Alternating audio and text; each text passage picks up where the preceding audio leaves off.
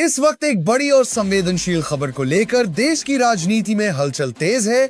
महाराष्ट्र के उप मुख्यमंत्री अजीत पवार से जुड़े एक कथित विमान हादसे को लेकर सोशल मीडिया और कुछ मंचों पर लगातार सवाल उठाए जा रहे हैं। हालांकि अब तक इस पूरे मामले में किसी भी तरह की आधिकारिक पुष्टि नहीं हुई है, लेकिन इसके बावजूद कई तरह के दावे और आशंकाएं सामने रखी जा रही हैं।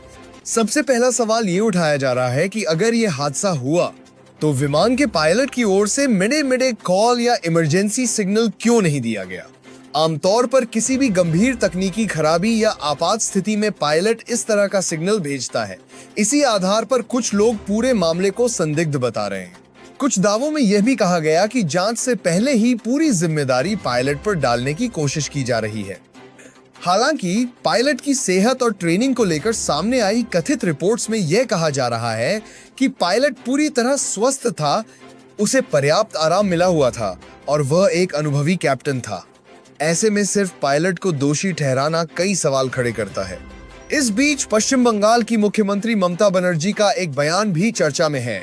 उन्होंने कहा है कि इस तरह के मामलों में केवल आधिकारिक एजेंसियों पर भरोसा करना कठिन हो गया है और यदि कोई संदिग्ध घटना सामने आती है तो उसकी जांच सुप्रीम कोर्ट की निगरानी में होनी चाहिए।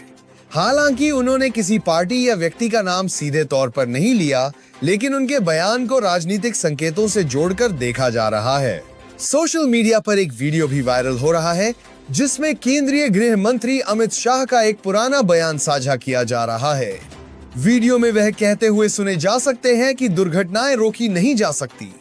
हालांकि यह साफ नहीं है कि यह वीडियो किस संदर्भ का है और कब का है और इसका इस कथित घटना से सीधा संबंध है या नहीं, इसकी भी कोई आधिकारिक पुष्टि नहीं है। इसी बीच कुछ पत्रकारों और राजनीतिक विश्लेषकों के बयान भी सामने आए हैं जिनमें अजीत पवार की पिछली राजनीतिक टिप्पणियों और उनके हालिया राजनीतिक रुख का जिक्र किया जा रहा है। इन बयानों के आधार पर कुछ लोग इस पूरे मामले को राजनीतिक दृष्टि से देखने की कोशिश कर रहे हैं, लेकिन ये सब अनुमान और दावों के दायरे में ही आता है। कथित तौर पर यह भी कहा जा रहा है कि विमान का ब्लैक बॉक्स मिल गया है और जांच एजेंसी AAIB की टीम मौके पर पहुंचकर जांच कर रही है।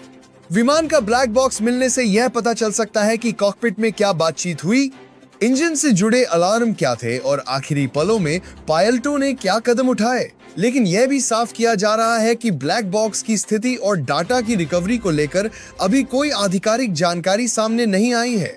विपक्षी दलों की ओर से मांग की जा रही है कि यदि कोई भी संदिग्ध परिस्थिति सामने आती है तो मामले की पारदर्शी और स्वतंत्र जांच होनी चाहिए ताकि सभी सवालों के जवाब मिल सके और किसी तरह की अफवाहों पर विराम लगाया जा सके।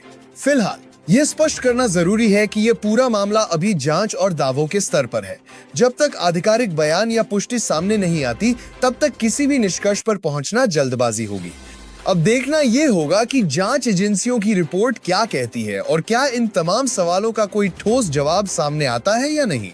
आप इस पूरे मामले को कैसे देखते हैं? अपनी राय हमें कमेंट में जरूर बताइए।